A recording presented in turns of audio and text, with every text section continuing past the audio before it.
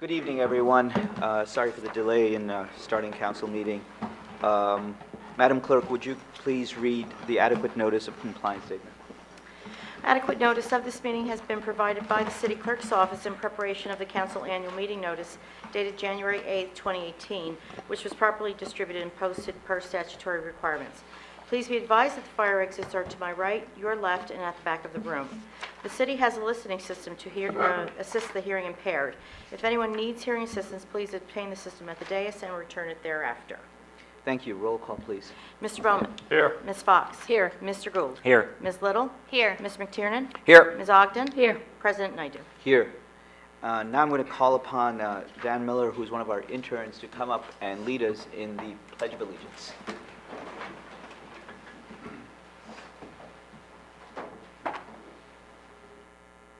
Pledge allegiance to the flag of the United States of America and to the republic for which it stands, one nation, under God, indivisible, with liberty and justice for all.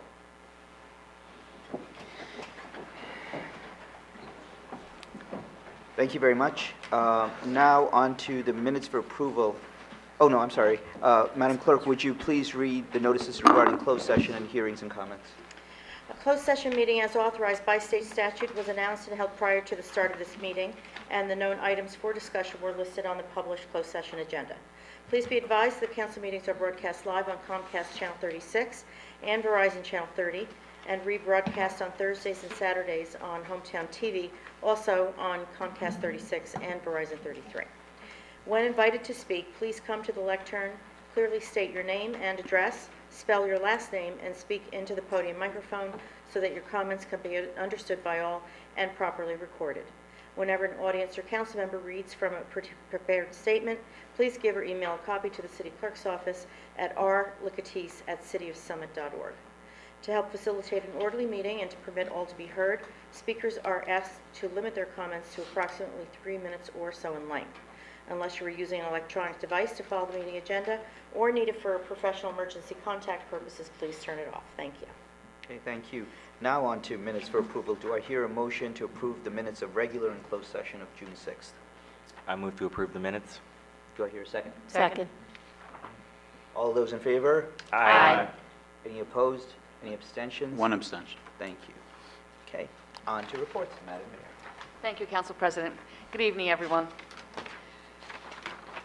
I want to begin with an update on the Morris Avenue Bridge. It's been uppermost on everyone's minds now that you can see that the paving's been done. I am in close contact with New Jersey Transit, and they are closely monitoring their contractor during this final push before we open the bridge. Inspections by the Department of Transportation and timing of the traffic signals on either end of the bridge need to be completed along with some work underneath the bridge.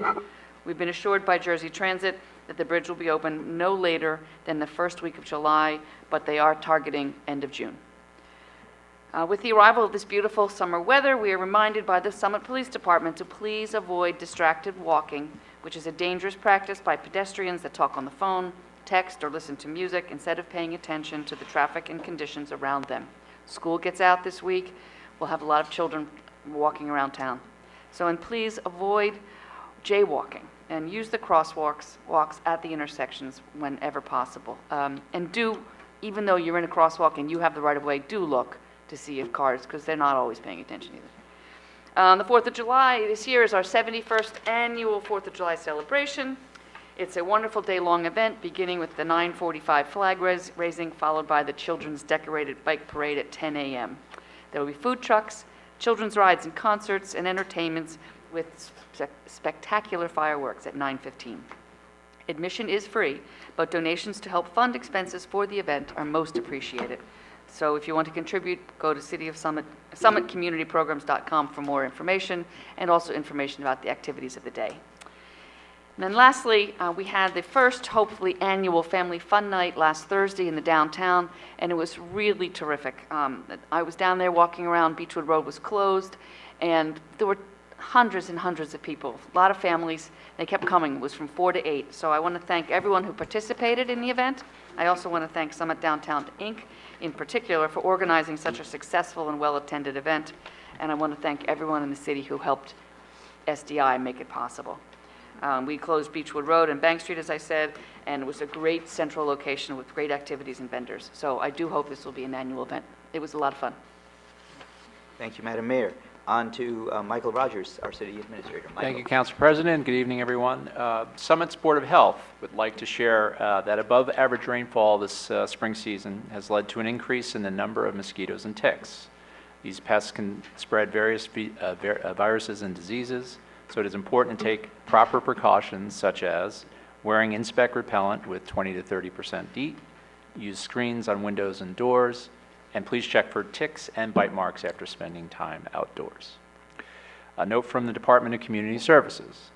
City of Summit has been awarded a $10,000 grant to purchase Big Belly recycling containers for Glenside Field.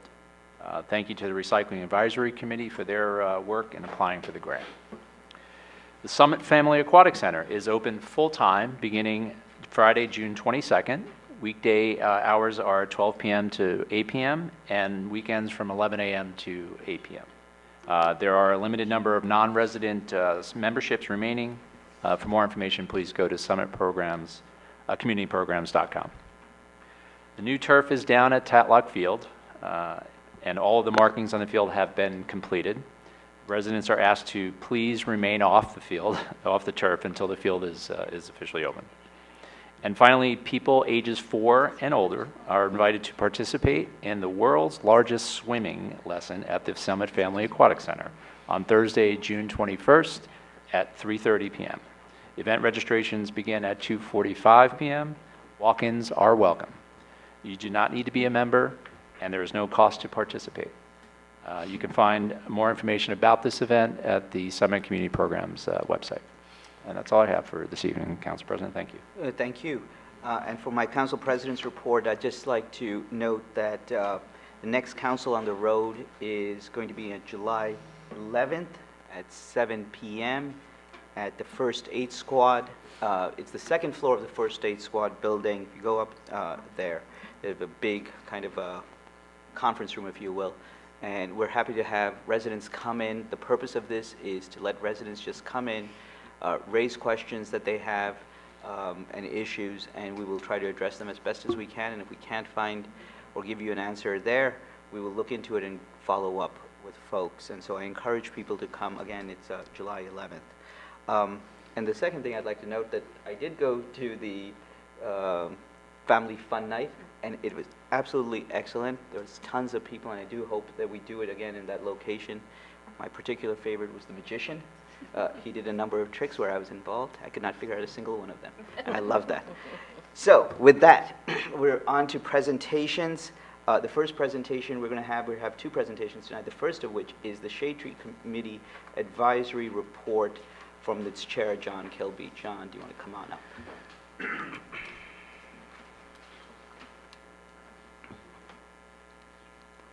Good evening. My name's John Kilby.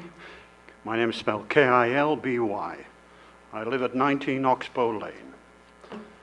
I became involved in the Environmental Commission approximately 10 years ago because of my interest in the shade tree aspects of that. 2 years ago, I was appointed to the Shade Tree Committee, and I don't consider myself a tree hugger, but a pragmatic lover of trees, as they say. Overview. The past decade has not been a good period for the city tree canopy. Superstorm Sandy and this year's late snowstorm combined with the emerald ash borer aspects removed approximately 10 to 15% of the city tree canopy. Of approximately 5,600 city trees, 13,000 total population of trees, approximately. The removal of these will surely affect the many benefits of our tree canopy, such as stormwater runoff, CO2 capture, O2 generators, heat shields via shade, energy consumption, reduced heat island effects, natural, scenic, and aesthetic aspects, and the general welfare of the community. In the light of the above, the current planting program of approximately 80 trees per year needs to be reappraised. And we must remember that in a recent study published in the Journal of Urban Forestry and Urban Green, it concluded that for every dollar we spend on tree management, it is returned with $5.82 precisely in various benefits noted. I consider the mission statement of the Shade Tree Committee to ensure the health and safety and sustainability of Summit's shade trees for the economic, aesthetic, and environmental benefit of city residents and businesses. I've put these actions in goals and action to try and keep it to a minimum within the time frame. The goal: as a city, we are the epitome of a narrative tree city, and as such, we are members of the Arbor Day Foundation and a Tree City USA. Actions: our annual Arbor Day tree planting, usually held in city schools, both educates and enhances the value of trees to our children. Landmark tree programs, which is to be published shortly, will recognize the finest specimens throughout the city with certificates to owners thereof and displays on the city website. Displays and narratives. A goal: the investment in our city arborist, John Linson, gives us the professional management of our tree stocks and maintenance.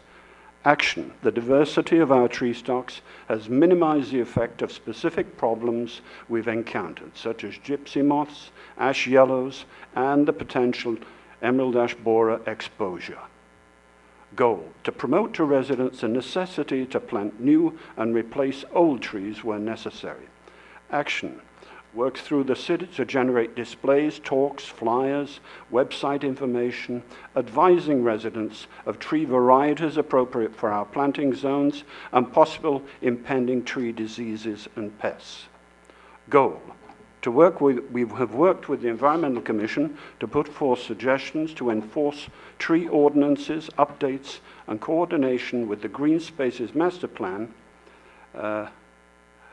This, as in other towns and cities, may be a funding source for increased plantings. Actions: I have presented the Environmental Commission to Council consideration of amendments to the City Tree Ordinance to better monitor, control tree removal and replacements. Goal: try and involve more residents who care about our beautiful city and be involved in keeping it that way. Actions: a program called Summit Suckers was started last year with a number of city residents being trained by the city arborist to work within specific areas of the city. Based on our last tree census in 2000, Their areas of work are to essentially remove tree suckers, which we see all over the city, and take away from the health of our trees. Not only are they going to be doing this, but they will also be doing slight pruning, notation of trees, locations, so that, and health of the trees, so that we can update the last census of trees we had, which was taken place and paid for in the year 2000. This will also increase our ability to monitor tree stocks by species, size, and problems seen. In conclusion, we need to do more to help our tree canopy, or we may not be able to see it too well. I didn't include here, we are facing a very serious problem with the ash trees in the town.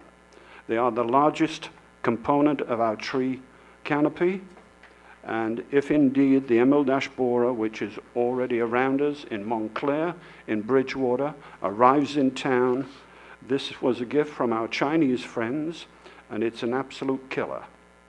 It's 100% hit rate when it comes into town. Ash trees do not last long once they've been hit. They have to be removed. They have to be ground up.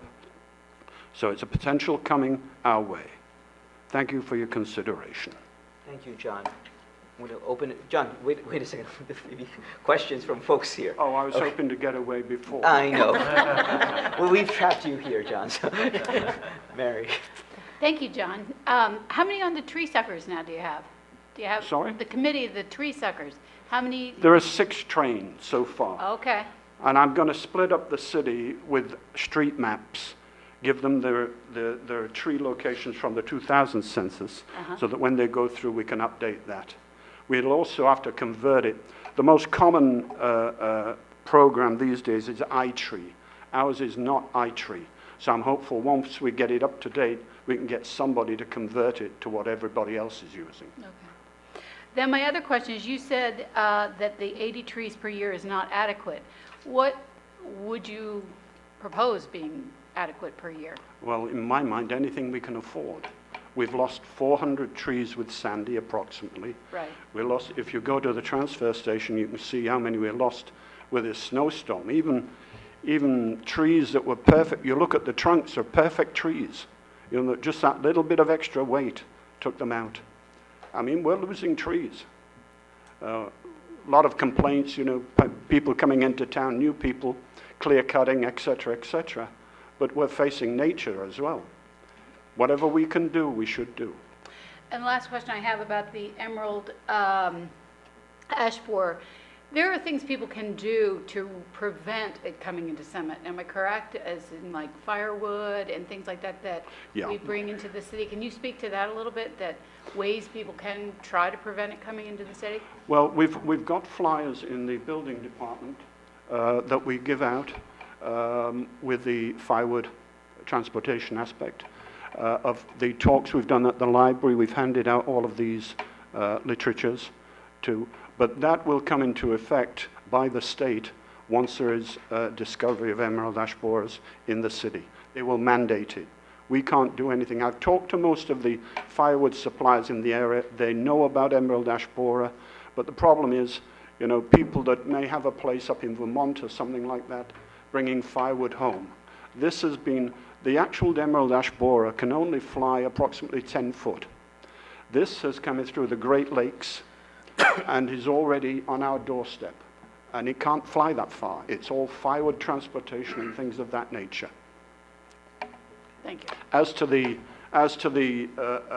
injection, Rutgers is trying to work on a 4-year injection. It's currently 2. It's just prohibitively expensive, and it's really not worth pushing as a remedy. Beth? You said that there's guides for homeowners in appropriate trees to plant and ones that are appropriate for this growing area. Where can we find that information? Where is that information available? I'm sorry. You said that you've worked on some guidelines for homeowners to guide them in planting appropriate trees for our growing area and those kinds of things? It's going on the website very shortly. Okay, so it'll be on the Shade Tree website? Oh, okay, great. Mike? Just to go back to the ash borer comment, so currently there is, homeowners could, if they choose, treat their trees that would give them some resistance. Is that right or It would not? only give them, it's quite expensive depending on the size of the tree. Yeah, I know it's done by the diameter of the trunk or whatever, right? It only gives them 2 years of protection.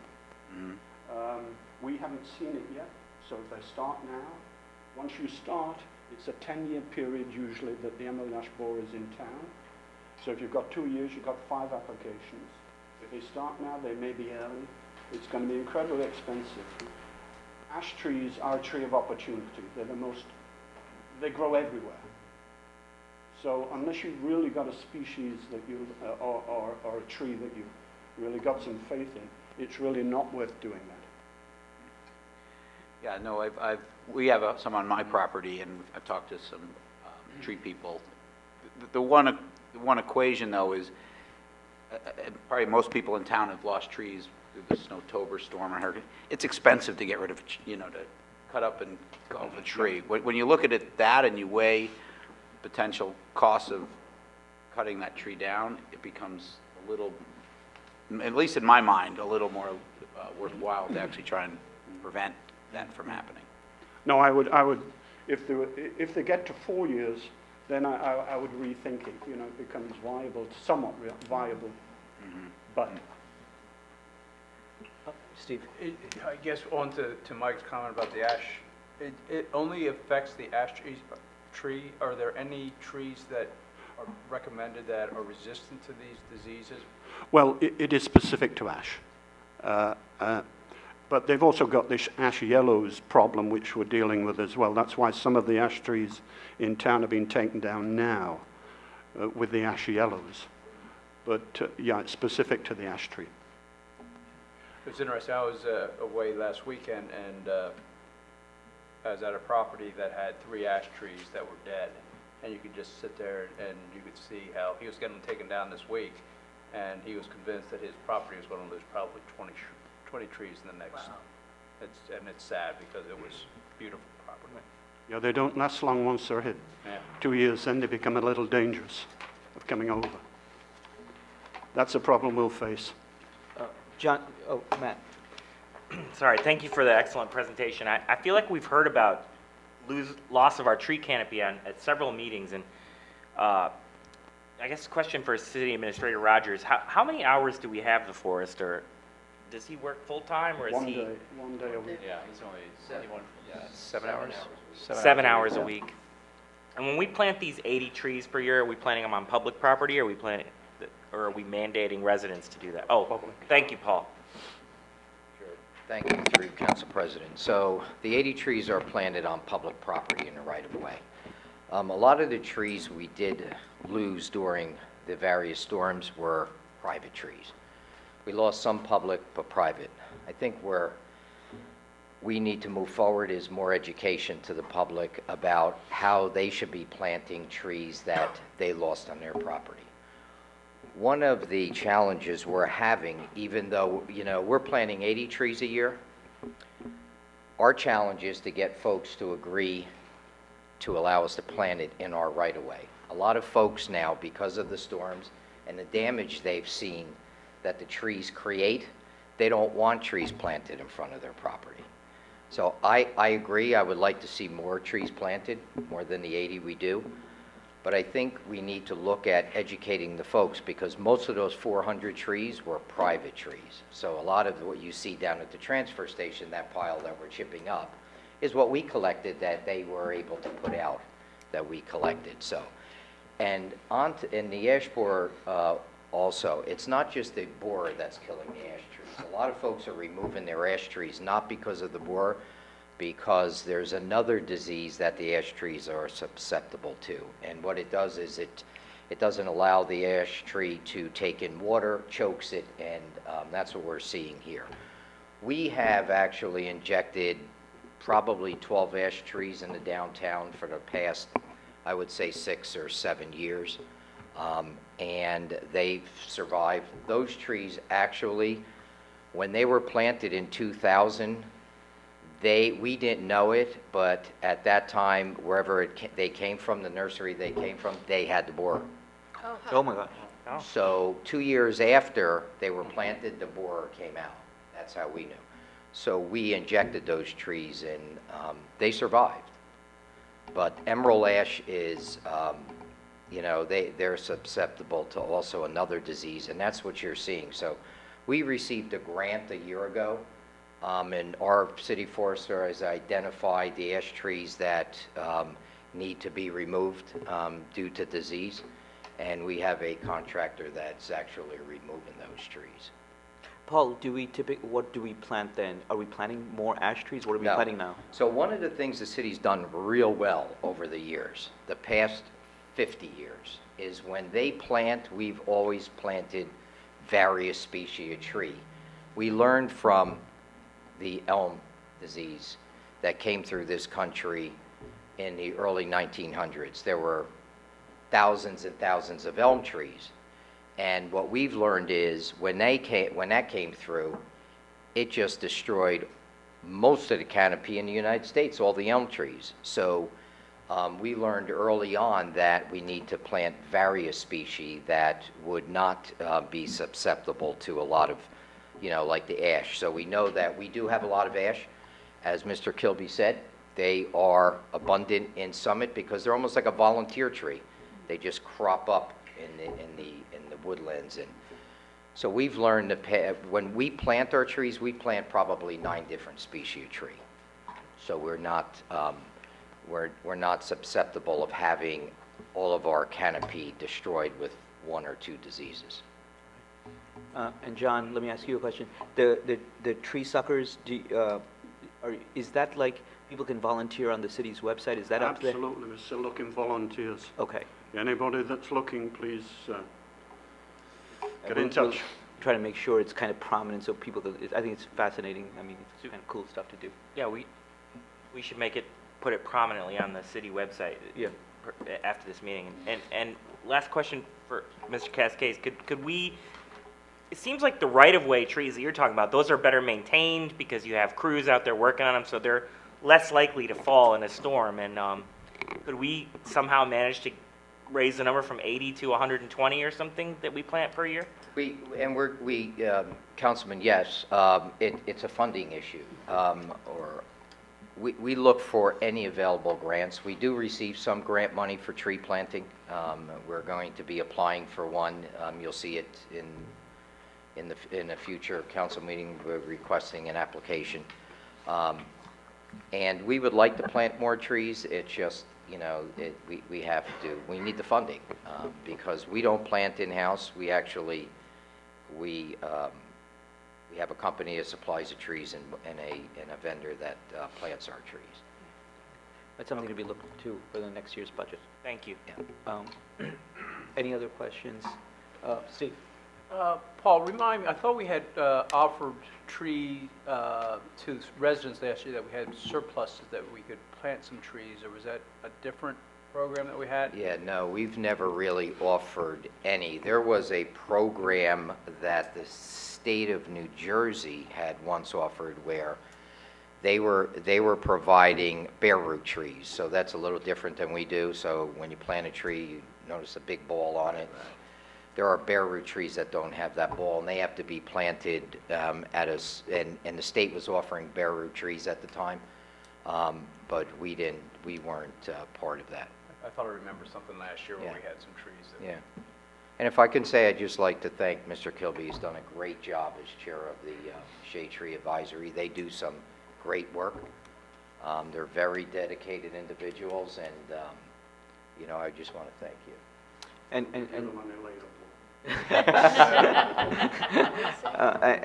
John, I know that you mentioned in passing, but this is something that came up also when the Environmental Commission folks came and spoke to us about the tree ordinance, and that we need to look at that and make sure that what we have is consistent with what other towns have, and to strengthen it in doing so.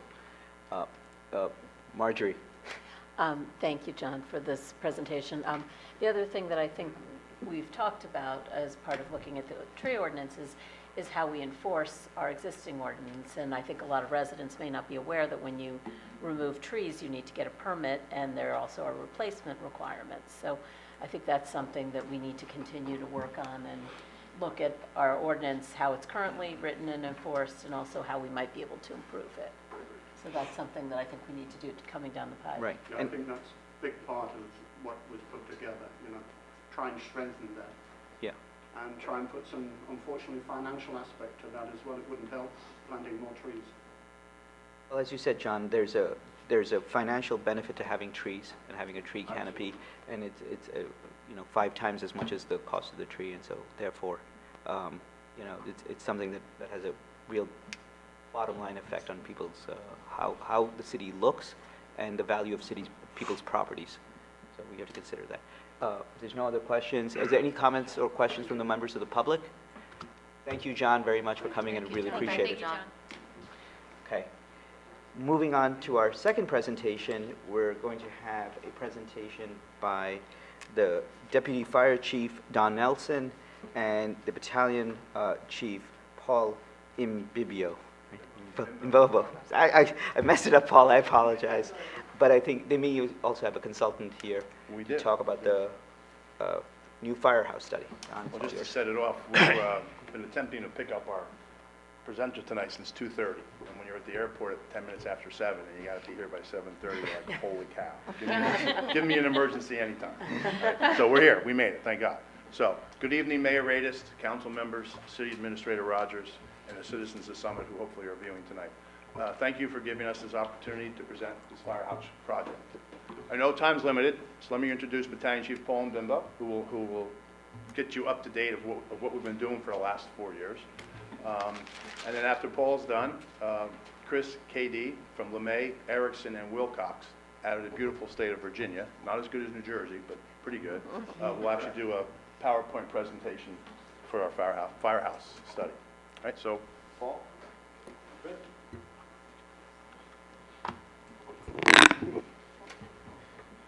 In 2012, the department decided to look into replacing the current fire headquarters. The current headquarters was over 100 years old, and the last major addition was done in 1968. I have been involved with the project since that time because I was a new officer and I had the majority of my career still ahead of me, and the hope was I would be able to see the process through to completion. Early on, we realized we had no experience to fall back on. No one on the department had ever built a firehouse. I began traveling the country to attend conferences where I could learn the process of designing and building a new firehouse from the professionals that do it every day. I was also able to tour new fire stations and talk to the fire service personnel that have gone through the process and learn from them. The first step in our process was to determine if there was a need to replace the existing firehouse. The best way to do this was to have a needs assessment study done by an architectural firm with fire station design experience. We developed an RFQ for a professional firm to complete the survey and assist with the next phases of the project. The RFQ was distributed and received several proposals. The proposals were reviewed and the firms were interviewed. It was clear that LeMay, Erickson, and Wilcox Architects was the firm that we wanted to do the study. And in June of 2014, Council passed a resolution authorizing the needs assessment study. The first step of the study was to give the firm an overview of our department's operations, manpower and staffing, apparatus and equipment, and how the department responds to incidents were all discussed prior to taking a tour of the property and the building itself. During the tour, the architects made observations and assessments about the existing site conditions, building conditions, communication, and IT technologies. They looked at things like the lot size and accessibility, vehicle access and circulation, traffic, training features, life safety codes, ADA compliance, containment controls and decontamination containment, infrastructure, storage, the EOC, and their station alert system. A room-by-room analysis was done, and mechanical and electrical engineer reports were completed. LeMay, Erickson, and Wilcox delivered a detailed report on the needs assessment survey and provided recommendations for the city to consider. The report concluded that the current fire headquarters had multiple issues and inadequacies. The report highlighted issues with the site, the building, public and firefighter safety, and the building systems. The report gave a site evaluation rating score of 7 out of 32, or 22%. The building received an evaluation rating score 7 out of 58, or 12%. Both scores were well below current standards. Some of the major issues the study noted were the electrical system is maxed out. Most of the building systems are inefficient. Apparatus space was designed for smaller apparatus. The front apron's too small. There's not enough storage space. The current EOC is inadequate. The current headquarters does not meet current standards for gender equality, ADA, and several other issues. And it also cited the increasing maintenance needs and costs due to the age of the building. The report concluded that renovating and retrofitting the current building would prove to be cost prohibitive, would add time to the process, and would not deal with all the issues. Replacement of the existing fire headquarters was recommended. The needs assessment study report was presented to council along with a recommendation to replace the existing headquarters. The next step in the process would be a feasibility study. The feasibility study would be an evaluation of sites that the city determined were available as prospective sites for the new headquarters. In order to have little effect on the department's response times and standard of cover, the sites identified would need to be within a half-mile radius of the current location. The study would determine the amount of space needed for a new building and which sites could fit a building of that size. The study would also make a recommendation on which site would best suit the needs of the department and the community. In May of 2017, council passed a resolution to have the feasibility study completed by LeMay, Erickson, and Wilcox. The first step in the study was to identify available sites and have an evaluation of each site completed. Next, members of the department met with a team of architects, and an in-depth review of our operations was done. The review evaluated our current manpower, staffing, apparatus, and equipment. Anticipated future needs were also included in the evaluation. With this information, the team did a programming exercise which determined the square footage needed for each of the following areas: operations, administration, training, storage, living space, and the EOC. The total square footage needed was then calculated. Based on these figures, most of the sites were determined to be inadequate for a new headquarters. Conceptual design options were done by the architects, and a recommendation for site selection was made as part of the study. The study has been completed, and a recommendation has been made. That brings us up to today.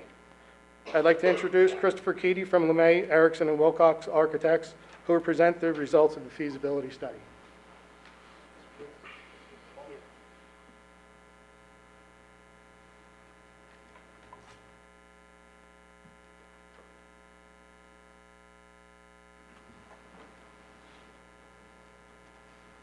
Sir. Council President, Mayor, Council, it is such a pleasure to be back here. As Paul said, our relationship with Summit began almost 5 years ago when we met at one of those conferences. My partner Paul Erickson and I presented many of those conferences. We've been working on fire station, public safety facilities for 30 years. It's one of our specialties. Engaging with the public safety community is an honor and something we take very seriously in doing our part to protect that community. And I'll touch on some of the key components as we climb into the design. As Paul mentioned, last time I was here, I was presenting that existing facility report, and we found many, many issues with that. Citing just very briefly from that report, the stated mission of the Summit Fire Department is to provide the highest level of protection and emergency services to the public. My report commended them on their efforts in doing that in a facility that is truly substandard compared to the facilities around the country. Some of the key issues, the lack of accessibility, the lack of gender balance throughout the facility, lack of storage space throughout so that things are piled up throughout the facility, all things that are just getting in the way of doing their job as well as they possibly could. So we are very excited to be through that process and now working into truly completing the vision of executing and realizing a new facility to assist them in the job that they're doing. So we're going to go through focusing here moving forward on these steps of the schematic design that we've been recently completed. Just a quick vicinity map view of the proposed station relative to where the existing headquarters currently is located. This was a key issue as we were discussing and evaluating sites. I know that the department had looked at this a good bit, but for response times being the key factor in consideration of where to locate a fire station, having it still within near to the center town base, but providing adequate access to the main thoroughfares to get to all across the city is certainly very important.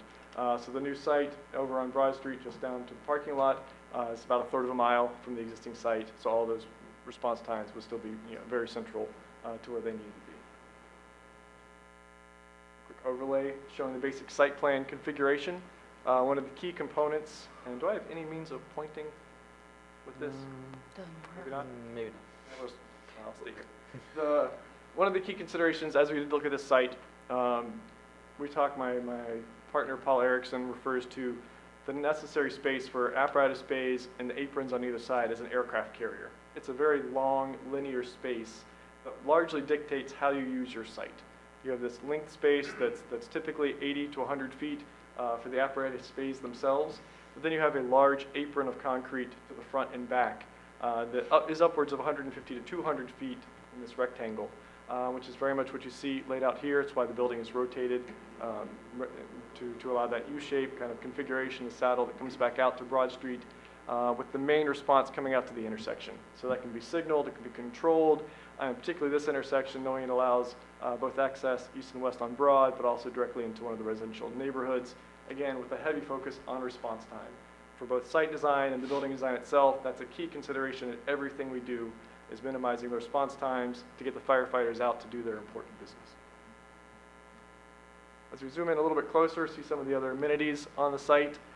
We did take into account, having read the recent master plan work, understanding this end of Broad Street is very much going to be a gateway and entrance point to the city. So you'll see as we climb into the floor plans, that front corner towards the intersection has been developed, truly as a visionary entrance point as you come in along Broad Street. You'll also note we've have accurately dimensioned all of the vehicles that will be housed in the apparatus bays. Only one of those represents a future piece. There's a future EMS, future ambulance accounted for. All other of the 13 of those 14 pieces represented are current pieces that some have houses, or some are currently housed in the bays. Others are left out in the weather, or even their swift boat that They can't leave inflated because they have no place to park it, so in the need for it, they have to go inflate it before they can bring it to use. So one of the key components in developing the program was providing bays that can adequately store and protect all year round all the equipment that they have, and certainly anyone from the department can speak to the expense of each of those individual pieces. So they'll be housed in those bays and now protected. We are carrying over fueling stations as are provided in the current facility, and then the parking that's primarily there for the staffing for the facility. Looking a little more closer at the floor plan, one of the key issues my partner Paul Erickson has taken to heart and spent a lot of time researching and developing is what we call hot zone design. Firefighters are exposed to an amazing amount of chemicals and contaminants, fluids that are very dangerous. How we are able to provide a facility that allows them to come back, be decontaminated, and keep those contaminants in a controlled area of the building is highly important. So we want to separate those spaces, create clean spaces, and create important transition zones so they can come back from those events, be cleaned, and not carry that back into their own work or living spaces in the building, and even more so, not back into the community to their families and others. This facility, by its nature and the site availability, is going vertical. So what you'll see on the first floor are primarily the bay spaces for the vehicles and the bay support spaces. So places where they keep their protective gear, that key decontamination spaces, and shops and other things that are very much related to the bay activities. All of the administrative offices and housing or the bunk rooms are located up on the upper level of the building. We have, as you see kind of in the bottom right in the yellow, that is a special location to house the antique fire truck that they currently have, ideally with some glass and high visibility again to that kind of gateway corner of the building. Be a very nice little museum corner and that will be available through that front lobby. One of the key components we also look at is the visual control. So next to that same space is a watch room, which allows visual control of the entrance in the building, as well as visual control of the apron. Inevitably, somebody that doesn't know where they're going pulls up, parks their car right in front of the apron and the bay doors.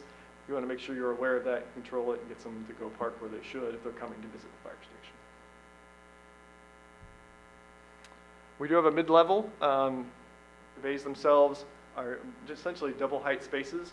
We generally design those so that the cabs, which tilt forward, can be opened within the bay space in case there's any minor maintenance. They wouldn't be doing heavy work, but if they need to pop it open, the ceiling height allows that to happen within the bays.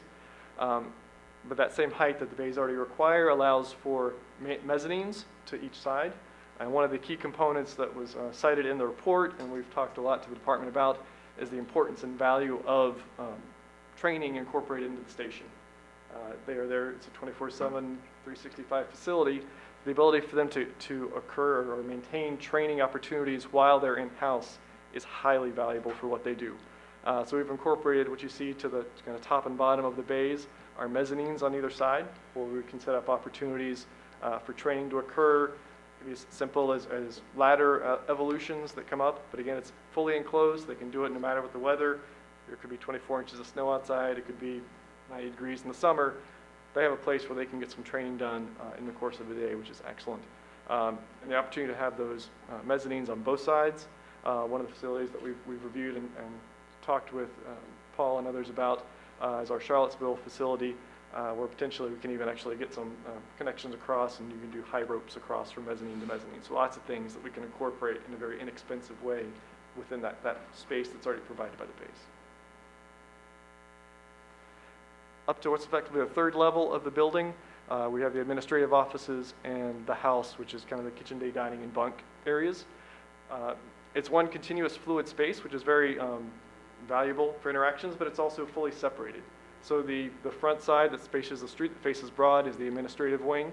This is a headquarters station, so we have more offices than what might be in a typical smaller fire station. So the chiefs, the officers, the education group all have dedicated office space that's fully closed off and separated. There are doors connecting the spaces, but they have their privacy, as do the day spaces for the firefighters. To the bottom right, you'll see the training room, which is going to double as, it'll have the infrastructure to be an emergency operations center. And EOC, we understand the current training room, which is, well, a classroom, while relatively small, is providing that function. This is a little bit better sized for both the training as well as that EOC function. and it'll have the infrastructure built in to allow that important function to be located here as well. And we had talked relative to the EOC program, the availability of showers and bunks and other things that can be accommodated as needed if any of the leaders that need to stay there overnight will be provided. Kind of moving north on the page to the kind of blue and green areas, that's the blue represent the bunk rooms. You'll see pairs and fours as a balance. We had talked a lot about how to best approach the changing gender balance through the firefighting community. We found that 2s and 4s allowed a great deal of flexibility while providing efficiency. So you still have 2s, the 4s, you can break down however you want. Often if there's a single, you may have that single opportunity, but as the gender balance in the department changes over the next 50 years, you have plenty of flexibility to allow for that. Likewise, the use of single-user toilets and showers affords that balance and to change over time. A great room to the front that has the kitchen and day dining spaces, an improved exercise facility adjacent to that with kind of those noisy functions all to one side, and then the bunks held back to the other. My partner Paul talks a good bit about the inside of the station belongs to the firefighters, the outside belongs to the community. And so we've focused here on the intentions of really how the building is going to flow and operate for the firefighters to allow them to do their work as well as possible. As we move to the outside, now we're starting to talk about what's going to be owned by the community and the city and how it's expressing the environment and the attitudes and the aesthetic that's appropriate for this community. We had a lot of conversations in developing this and what was the right balance of something that speaks to some of the traditional language that we see around the city with some of the brick and light stone, but also something that looks like it's going to be constructed in 2020. It's not trying to be historicist, but it's trying to be respectful of the community that you're in and what the right vernacular would be.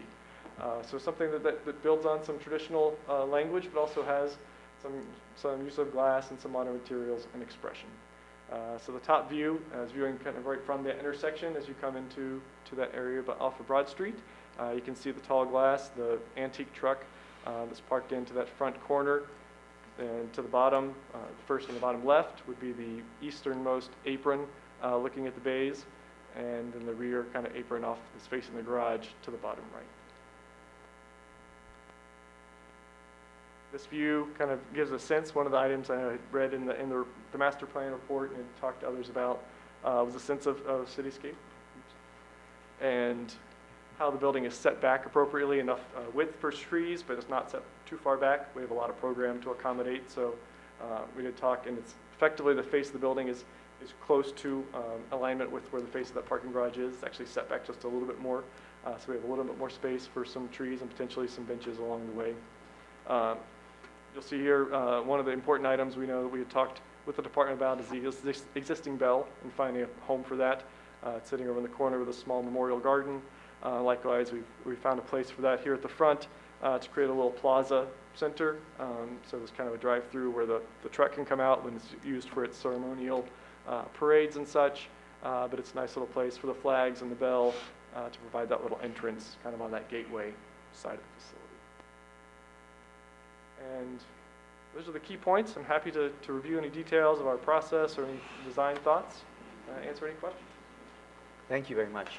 I'm sure there's questions from folks. I want to, before we go to the questions, I want to kind of give the context for the public as to why we're doing this right now and try to frame then the discussions.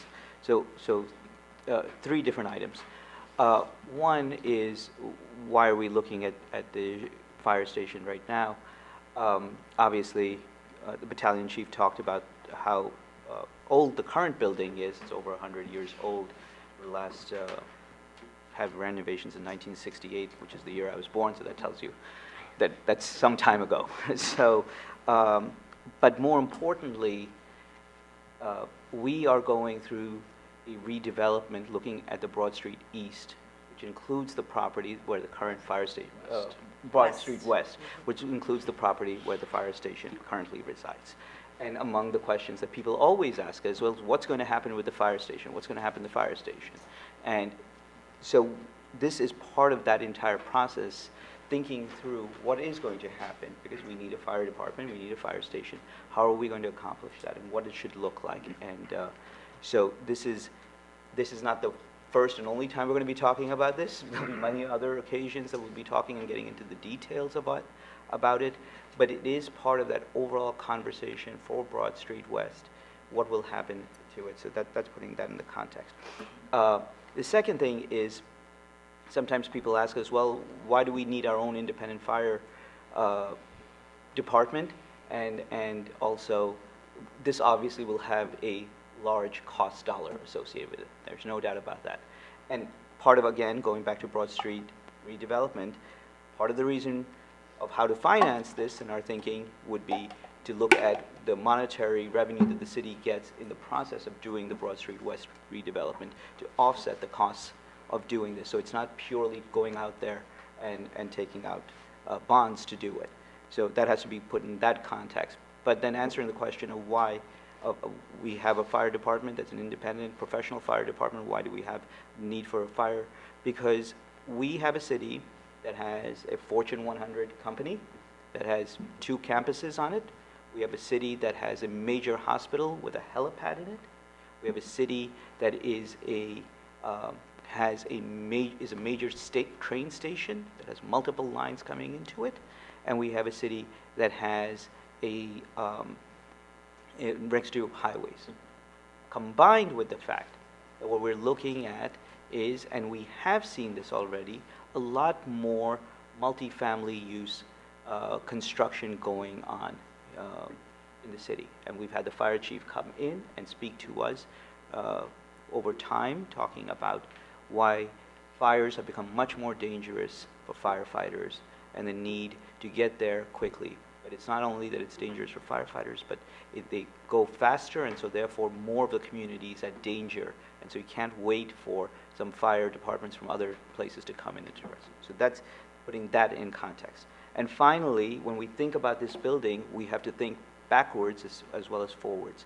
And that is that we've had a building for 100 years. So what we're looking at building here is something that lasts for a very long period of time.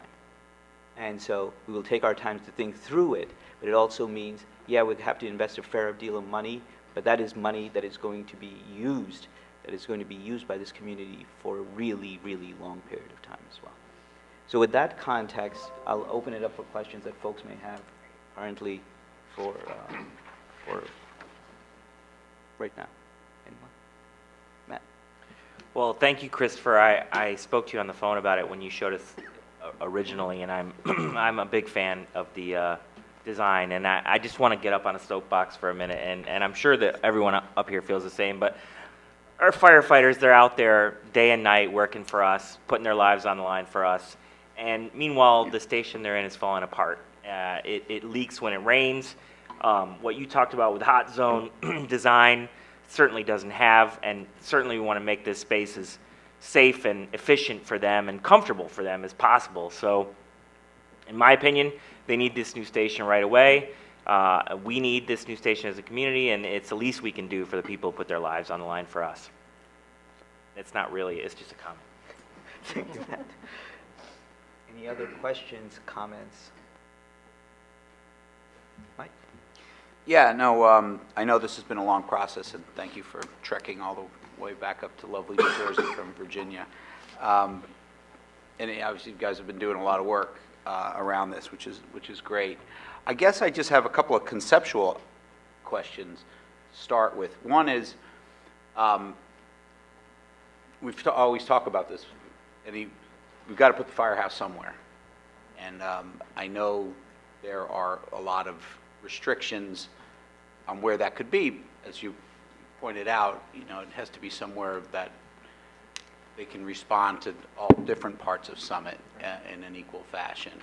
So that limits the opportunity to do so. But I guess my question is for people at home who aren't quite clear where this would be built on the commuter lot at the Summit train station. So just maybe, Michael, you can speak to this, because as David mentioned, we have a train station that services not just people in Summit, but people outside of Summit. And people would say, well, you know, there are people outside of Summit, but the New Jersey Transit invests in our train station because it is a commuter hub. So where would we put these parking spots? Michael? So there's certainly I think there's phases of this that we have to consider when, if we were to start construction on that site next month, which I'm sure they would love to see. But we have to find temporary locations for over 200 commuters that park in that every day or during the weekday. And we are in conversations with some private property owners that could possibly accommodate that. It would require shuttling those commuters to the train station, but at least on a possible long-term, meaning more than a year basis, I think we could accommodate that. The question is, where would be the permanent relocation of that? I think there's a lot of different considerations we have, not only with Broad Street West, but also on the Broad Street East side.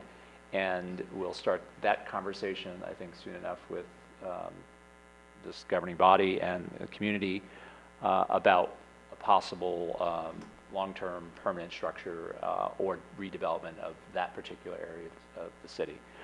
So I think there's a lot of moving pieces to this. I know we've had discussions around other parking lots that could be impacted by redevelopment. I think that's the puzzle we're trying to put together, and there's a short-term approach and solutions that we have to consider and achieve, but also long-term. And to answer about where a permanent relocation would be, Councilman, I don't have the answer to that at this moment. But on a temporary basis, and I mean over a 2-3 year period, I think we do have some options available. We're just starting those discussions with those property owners. And has New Jersey Transit been brought into any of these discussions as of yet, or is it too early? It's preliminary now. The answer is no. Okay. Great, thank you. So just another question, and I know you probably don't have a specific number, but Council President Naidu talked about, this is an expensive undertaking, but just for the public's edification, round numbers, what are we talking about in this design? We had a cost estimate as part of our schematic design package, so that was provided to the department, and actually I have a copy here, but I believe the number was, and it's an early number because it's not fully fleshed out design, but I believe it was 11.8 million was the initial schematic design estimate. Great, thank you. Fantastic. And from a start to finish perspective, how long do you think it would take to put something like this in place? So for where we are today, we're at schematic design, so we complete the design documents in roughly a year's time, maybe a little bit less, but roughly a year. And then about 16 to 18 months for construction is a reasonable time after that. Okay, so you're talking maybe 2.5 years. Yeah. Okay. Marjorie? Thank you for the presentation. This is very interesting. I was just wondering, have you looked into solar panels on the building, any kind of environmental efficiency, water conservation, things like that? So we haven't looked into those specific things, and in fact, that would be our next phase of work. So Okay, so schematic design focuses on kind of floor plans and the exterior look. Design development is where we climb into the systems with the building, so like into the plumbing and electrical, and that's a lot where those elements are found.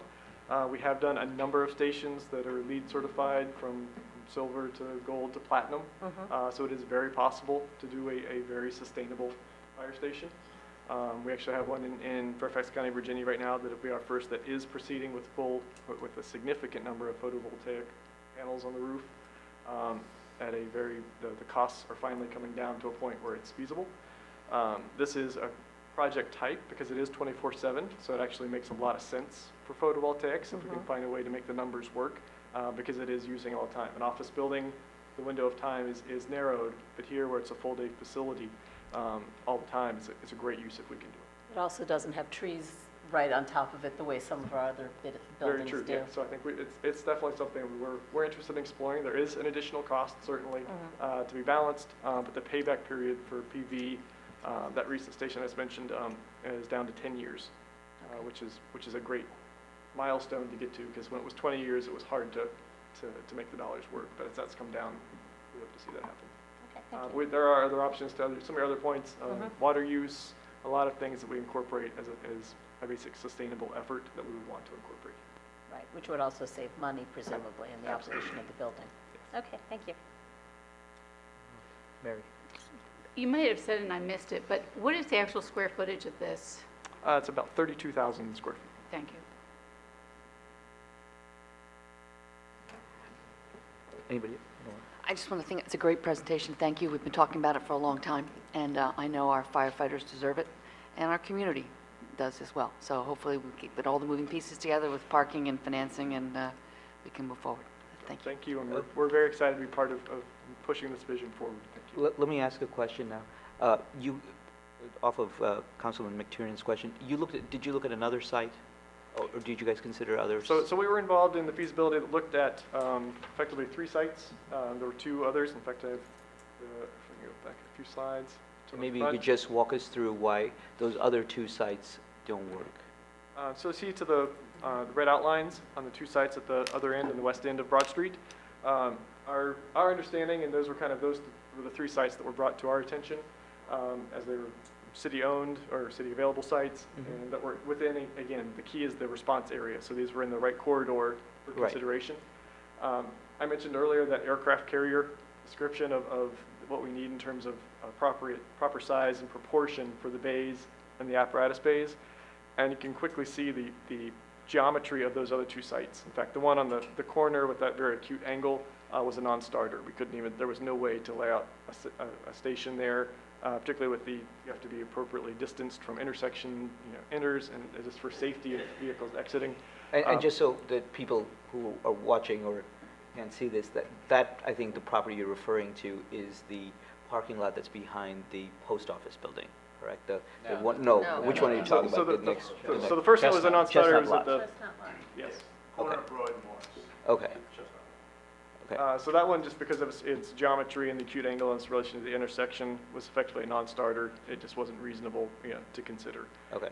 The one that you just mentioned that's behind the post office, we did look very closely at, and unfortunately, just the proportions and the depth of the site weren't adequate for the bays and even a single apron. We had considered, as we were looking at, maybe it's either a back end only, which is not ideal, but we studied that, but there just was not depth even for the bays and a single apron to fit on the site. So it was very quickly, as we looked at the benefits of each site, quickly the other side of the east end was definitely the preferred and better site. Okay. Anybody else? Okay. Anyone from the public have any questions or comments? Seeing none, thank you very much. Thank you for coming up. We appreciate it. so much. And we'll have a continued conversation, obviously. Thank you. Thank you. Thanks, guys.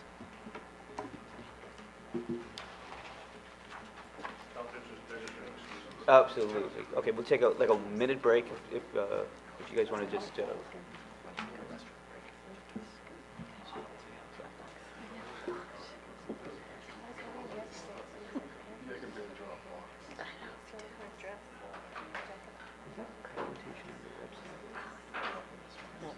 But I think they'll put it on Yeah.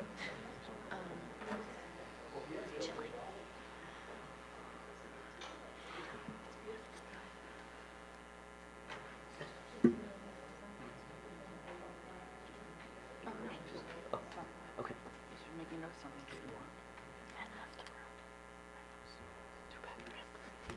Okay, let's go back. Now for public comments. Is there anyone here from the public that would like to make a comment on something that's not on the agenda? Okay. Seeing none, we'll move along. Going to ordinances. First one is law. Madam Clerk, would you please read the ordinance for hearing 81-3170? An ordinance repealing Chapter 4, General Licensing, Section 4-26, Taxi Cabs and Auto Liveries in its entirety, and adopting a new Chapter 4-26 entitled Auto Cabs/Taxis and Limousine/Livery Service of the Code of the City of Summit. Councilman McTiernan. Thank you, Council President Naidoo. Yeah, so this ordinance was introduced on June 6th, and the ordinance, as our Madam Clerk has mentioned, looks to update our ordinance on taxi cabs and limousines. Everyone knows that the world of getting a taxi has changed dramatically with the introduction of ride-sharing, technology, et cetera. And it's really changed the landscape a lot. However, this ordinance specifically focuses on really kind of the old way people used to hail rides, which are taxi cabs and limousines. People may not be aware of this, but they do still exist. They are out there. And unlike ride-sharing, things like Lyft and Uber, those are regulated by the state. The local municipalities don't have anything to do with actually regulating those types of services. However, local municipalities do regulate taxis and limousines. And this ordinance, for the most part, looks to bring in line our own ordinances with some of the things that the state has changed over the years so that they are not conflicting at all. So Clerk's office, our legal team has looked over this and really vetted our ordinance to make sure that it doesn't conflict at all. The taxi portion of this ordinance focuses on the 15 taxi licenses that currently exist in Summit. And there are rules to get a taxi license, the fees associated with that, and the application process and what they can and can't do. And similarly, also regulates the limousine businesses. For those who aren't aware, and I had to get a refresher on this, the difference between a taxi cab and a limousine is a taxi cab, you can actually hail one on the street. So it can be driving around, you can raise your hand and yell taxi, and they will stop for you and pick you up. A limousine cannot do that. Limousine has to be called and contracted out beforehand by phone or what have you. So that's the difference. And even though, as I said, people use these things for the most part these days, but they do still exist. So with all that, I would introduce, or I would look to move to open the hearing on this ordinance. Second. Thank you. Okay. Any comments, questions from members of council on this?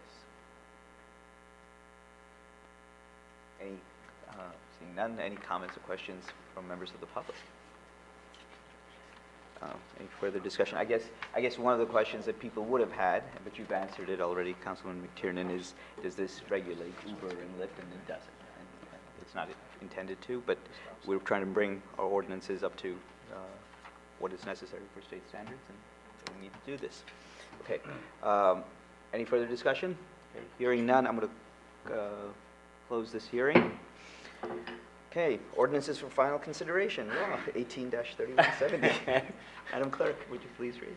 An ordinance repealing Chapter 4, General Licensing, Section 4-26, Taxi Cabs and Auto Liveries in its entirety, and adopting a new Chapter 4-26 entitled Auto Cabs/Taxis and Limousine/Livery Service of the Code of the City of Summit. Councilman McTiernan. Thank you, Council President Naidoo. As previously discussed, I'd now like to move this ordinance for final consideration. Thank you. I second. Okay, roll call, please. Mr. Bowman? Aye. Ms. Fox? Aye. Mr. Gould? Aye. Ms. Little? Aye. Mr. McTiernan? Aye. Ms. Ogden? Aye. President Naidoo. Aye. Okay, motion, ordinance passes. Moving on, now we're ordinances for introduction. We have one from Safety, Councilman Gould. Thank you, Council President. Oh, Excuse sorry, me, may I Madam read Clerk, this? yes. Please read 5786. Okay. Amend the code, Chapter 7, Traffic, Section 7-11, through streets, stop intersections, and yield intersections, and subsection 11.2, stop intersections designated. Councilman Gould. Thank you, Council President. I move to introduce this ordinance for consideration, which would put new stop signs at intersections on Whitridge Road and Hobart Avenue, Essex Road and Whitridge Road, Maple Street and Oakland Place, Lafayette Avenue and Madison Street. These are intersections, not, and finally at Plymouth Road and Silver Lake Drive. And I will say these have already been reviewed by the Public Safety Committee and the city engineer. So I move to introduce this ordinance. Do I hear a second? Second. Thank you. Okay. Have a Roll call. roll call, please. Mr. Bowman? Aye. Ms. Fox? Aye. Mr. Gould? Aye. Ms. Little? Aye. Mr. McTiernan? Aye. Ms. Ogden? Aye. President Naidoo. Aye. Okay. And that, the hearing on this will be on July 10th at our next council meeting. Moving on, resolutions. The first is safety. Councilman Gould, 57-85. She doesn't have to read it. No. Thank you, Council President Naidoo. I move a resolution to apply for and accept a sub-grant award from Homeland Security to assist us with offsetting salaries for our emergency management performance, our Office of Emergency Management. And what this does is help offset some of the additional costs that we have associated with coordinating and personnel for Office of the OEM. Excuse me. Second. Thank you. Okay. Any comments or questions from members of council? Oh, Mike. Just a comment. I mean, you know, this money does go to, as we spoke earlier about our fire department, and these guys are on the front line. We have a bunch of first responders in town, fire department, the police force, EMS, and it's a sad fact of life. We do have emergencies.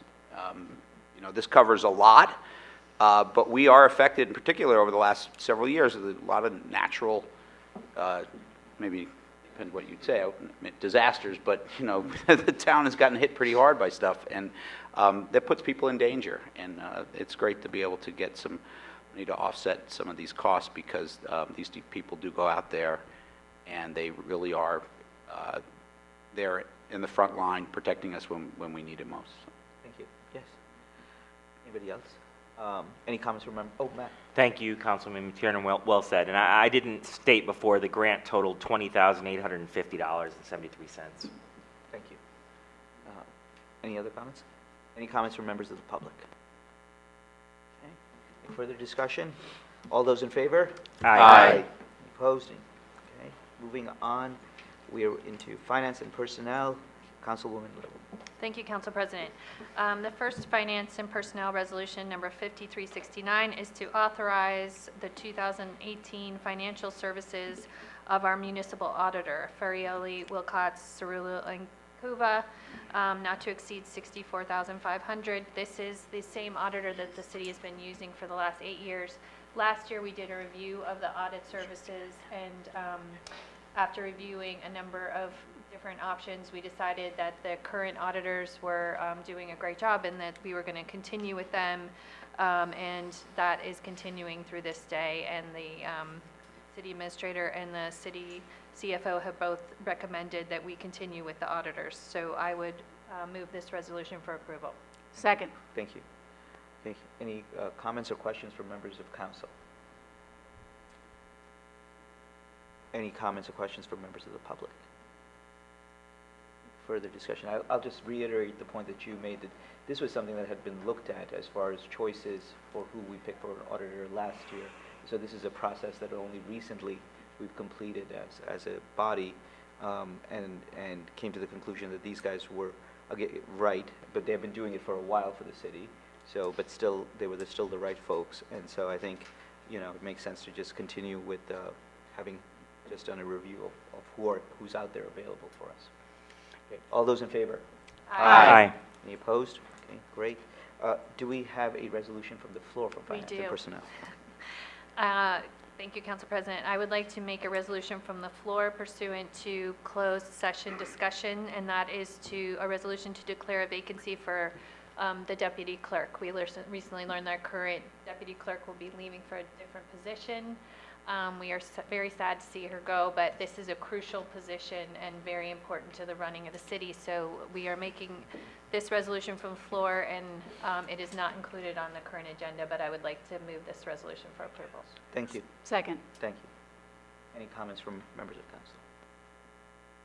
Any comments from members of the public? Further discussion? Oh, Matt. Where's the deputy clerk going? I believe she's taking a position as a clerk in another town. Thank you. Okay. Any further? Okay. All those in favor? Aye. Aye. Any opposed? Great. Moving on to general services, Councilwoman Octa. Thank you, Council President. This resolution is to authorize the execution of grant agreement Union County Kids Recreation Trust 2017 Level the Playing Fields Grant Program. This resolution will allow us to collect monies that from this initiative by Freeholder Chair Sergio Grandes to help communities in the county. This grant is for $25,000 to go for plans and specs for the new bocce court. Court? We call it court? Bocce area. So I would like to move this resolution to accept this grant money at this time. I second. Thank you. Comments from members of council? I read it also includes covered ping pong areas, is that right, or table tennis? Possibly, Yep, potentially. Through you. Come on, Judith.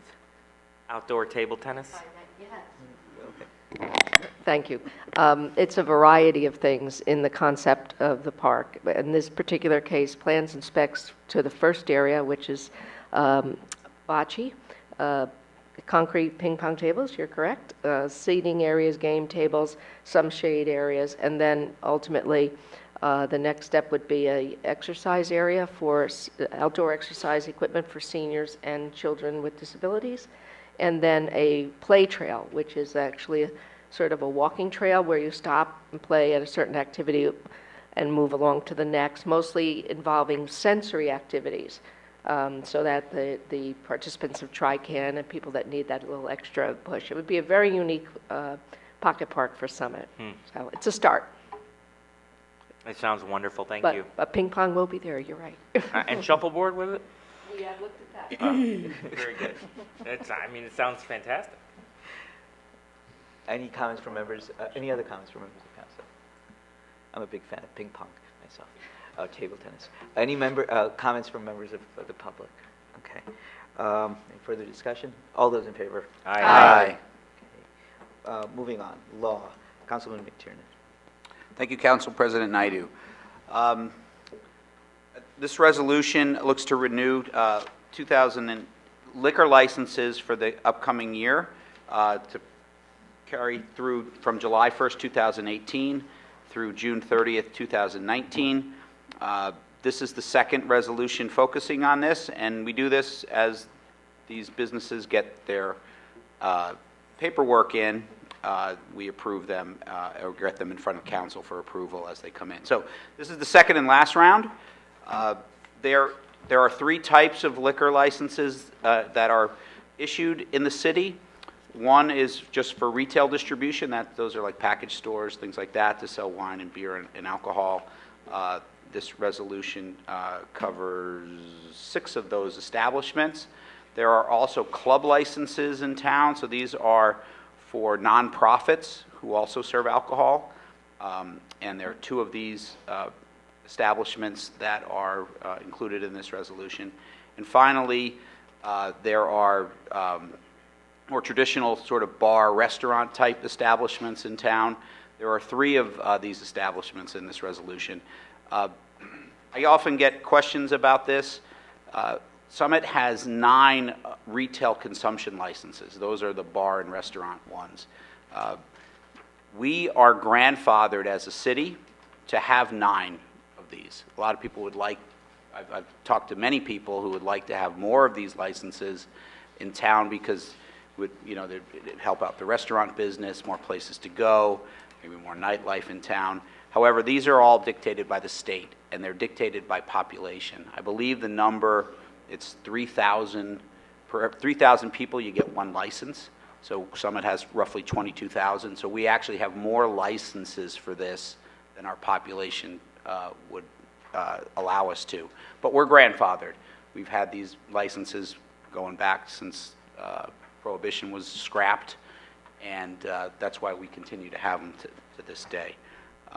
So I thought about maybe I would have to recuse myself on this because I do actually go to a lot of these establishments, but I decided I would push it anyways. But I think most of us would have to recuse ourselves in that. but with that, I'd like to move this resolution. I second that. Thank you. Okay, any comments from members of council? Comments from members of the public? Further discussion? All those in favor say aye. Aye. Okay. Moving on, we are at the consent agenda. Do I have a motion to approve the consent agenda so as presented? I move to approve the consent agenda. Do I hear a second? Second. All those in favor? Aye. Okay.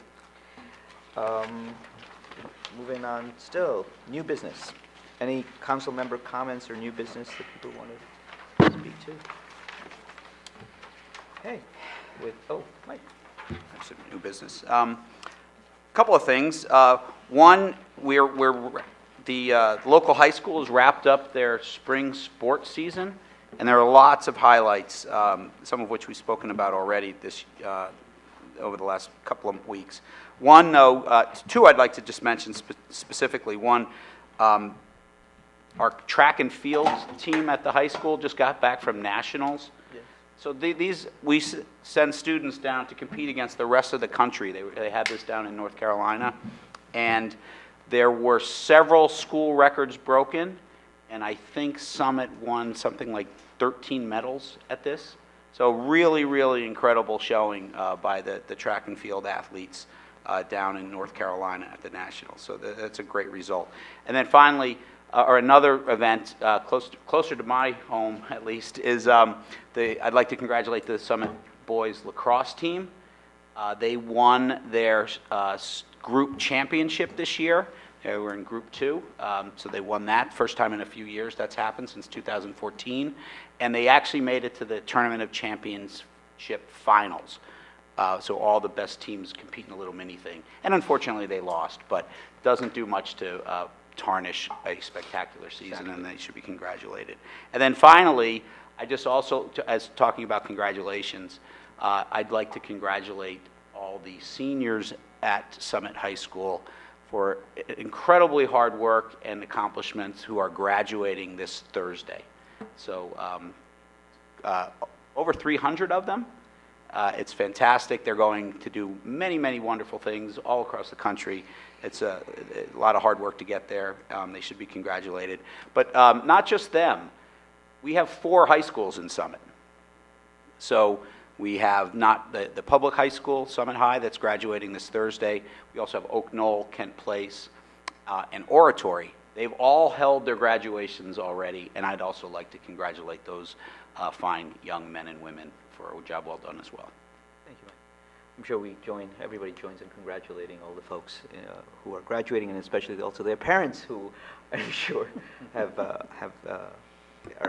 to be congratulated for having kids who've succeeded so well. And since the next time we will meet will be after 4th of July, I wish everyone a happy 4th. Hope to see everyone at the Memorial Field for all the festivities that go on throughout the day. And with that, I'll take a motion to adjourn. So moved. Second. We are adjourned. Thank you.